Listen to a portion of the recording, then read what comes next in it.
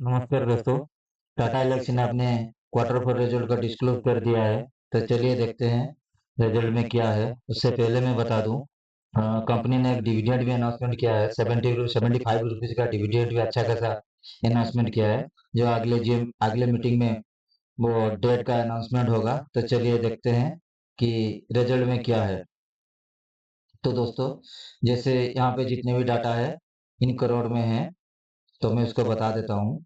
जैसे पिछले क्वार्टर में टाटा एल्क्सी ने 953 करोड़ का प्रॉफिट किया था, और इस क्वार्टर में 993 करोड़ का प्रॉफिट किया है।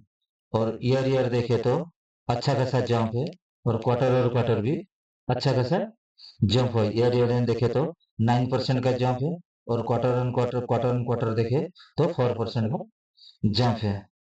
और उसके बाद देखे तो उसका टोटल एक्सपेंस देखे तो जितना खर्चा हम देखे थे, प्रॉफिट देख ले तो खर्चा भी देखना होता है। तो खर्चा क्या होता है ना, पिछले क्वार्टर में तो 757 करोड़ का उसका खर्चा था। तो यहाँ पे इस क्वार्टर में 776, तो खर्चा भी यहाँ पे बढ़ा हुआ है, और पिछले क्वार्टर से भी बढ़ा हुआ है, और इस क्वार्टर से भी बढ़ा हुआ है।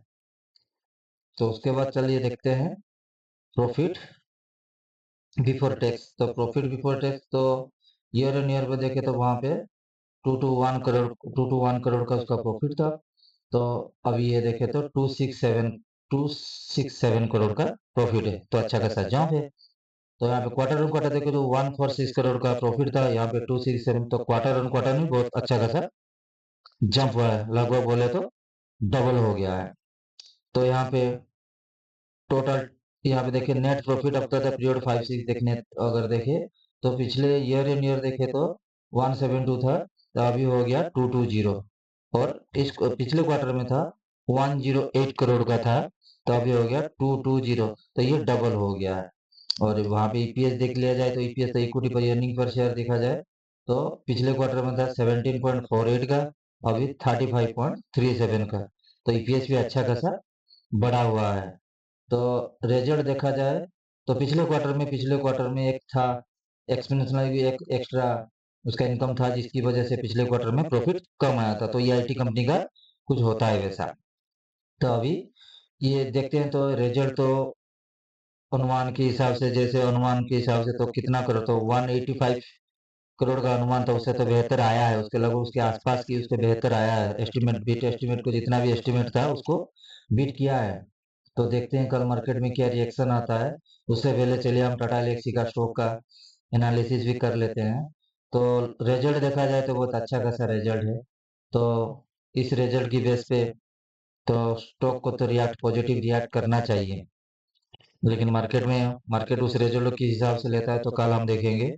चलिए हम थोड़ा एनालिसिस कर लेते हैं। जैसे ये हो गया टाटा एल्क्सी का स्टॉक, तो उसका आज क्लोजिंग भी बहुत अच्छा खासा हुआ है। टाटा एल्क्सी का क्लोजिंग आज बहुत अच्छा खासा, बहुत ही अच्छा खासा हुआ है। बहुत अच्छा खासा क्लोजिंग मतलब लास्ट टाइम में क्लोजिंग भी बहुत अच्छा खासा।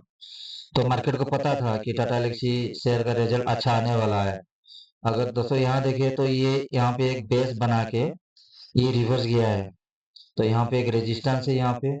अगर इसके ऊपर ओपन होता है कल 4710 के पास, अगर ओपन होता है, कहाँ पे ओपन होता है 401 के पास, अगर ओपन वो होता है,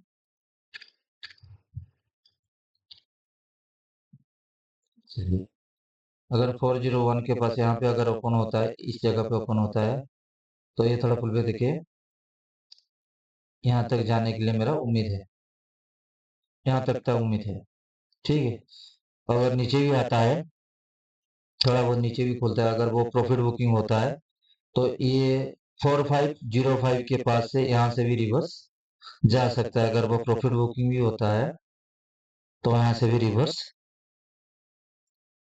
जा सकता है। ठीक है, तो हम देखना है कि कहाँ पे ओपन होता है, उसके बाद उसी हिसाब से। तो दोस्तों मैं आप लोग को पहले से बता देता हूँ, ये कोई बाय और सेल का रिकमेंडेशन नहीं है, ये जस्ट एनालिसिस है, मेरा व्यू है। अगर आप इन्वेस्ट करने से पहले अपना फाइनेंशियल एडवाइजर से आप पूछ लीजिएगा। तो ये हम लोग का एनालिसिस है, हम ये मेरा व्यू है। तो आपके व्यू के हिसाब से आपको जो भी बाय या सेल करना है वो आपके हिसाब से करना है। तो मैं अपना एनालिसिस दिखा रहा हूँ रिजल्ट के हिसाब से जो हो पाएगा। तो मेरे को जितना लग रहा है कि मार्केट कल टाटा एलेक्सी का रिएक्ट ऊपर की तरफ देगा, तो टारगेट हमारा रहेगा 5020 तक है। हमारा 5020 तक एक्सपेक्टेशन है कि अप मूव दे सकता है। लेकिन अगर नीचे आता है नीचे की तरफ से, क्योंकि देखो यहाँ पे हम अगर देखें वन डे कैंडल में, हम अगर देखें